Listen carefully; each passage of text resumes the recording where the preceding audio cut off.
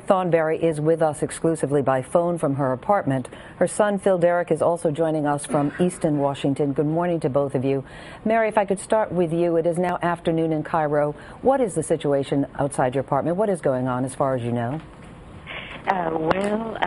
Of course, my front door, the device is still broken. So there's anyone can do things through the door if they desire to.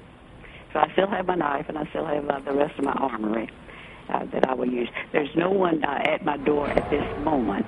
A little bit earlier, there were people around on two different occasions. But right now, there's no one there. I hear some noises, some voices in the background, and a few moments ago, I heard some people coming down from the roof that using the fire escape. I heard their steps. My building was the one that had the most of the Molotov cocktails thrown last night. Mary, as far as you know, are you the only one still in that building, the only resident of that building who's still there? As far as I know. Apparently, my Boab doorman was overpowered, and he fled. He scarpered prudently. So, and I'm told that my building is trashed below, all the way except for me. And last night, about 5 o'clock, then that's when these hoodlums or thugs came to my door and attempted to get in. And they actually broke the glass in my door, reached in, and I attempted to take my key, which was in the door, in the lock at the time. But I took the key. I got the key. Yeah, Mary, it sounds absolutely frightening. I know you said to Brian Williams yesterday you did not want to leave your apartment because you were so afraid if you did, those thugs would come back and loot the place. You've obviously changed your mind. Why? What made you decide you want to get out of there? My son called me and told me I really should, and so I doubled back and thought again. And yes, I'll leave, but I intend to come back. And the question now is, how do you get out? As Lester just said, he tried to reach you and was unable. Have you been able to talk to anybody who can get to you? What is your plan? My friends have been most supportive, and yesterday they contacted the emergency numbers on the television. They contacted the Army. They contacted the police. They contacted the American Embassy without any effect. Let me bring in your son, Phil, right now. Phil, as your mom just said, she's leaving or attempting to leave because you asked her to. I know that you've been very worried about her. You yourself contacted the U.S. Embassy. Is that correct?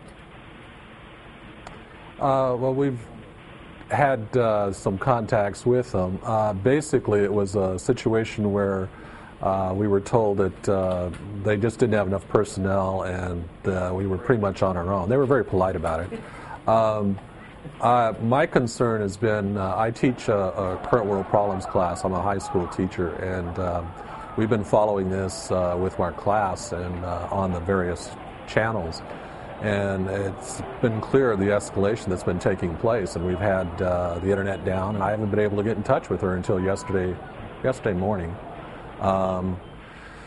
And that's just when things were really getting bad. And she's lived in Cairo now for 15 years. She loves the place. She loves the people. She's been very happy there. I've always been a little bit concerned about something like this happening. And she's always placated me on this because she's always said, the only thing you have to worry about is when Mubarak dies or retires and the son takes over. That's the time when things will get a little dicey. So the timetable's moved up here a little bit, and I think it's time to use discretion, and she needs to come home for a while. Yeah, Phil, because we have Mary by phone and you can speak with her directly, is there anything that you would like to say to Mary right now, to your mom right now, or any question you want to ask her? She can respond.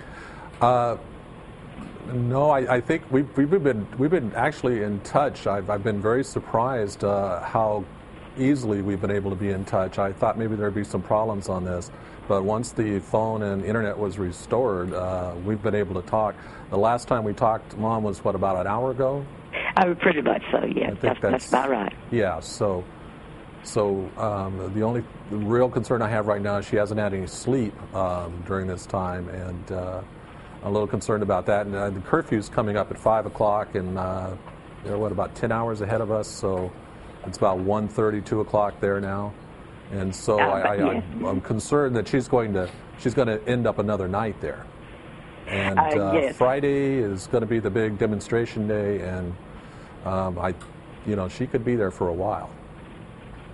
Well, Mary Thornberry, we are so appreciative that you have spent the time talking with us this morning. Please stay safe. We hope that people come to get you out of there very soon. Thank you. I wish to make a comment that I'm very displeased with the treatment I did not receive from the American Embassy.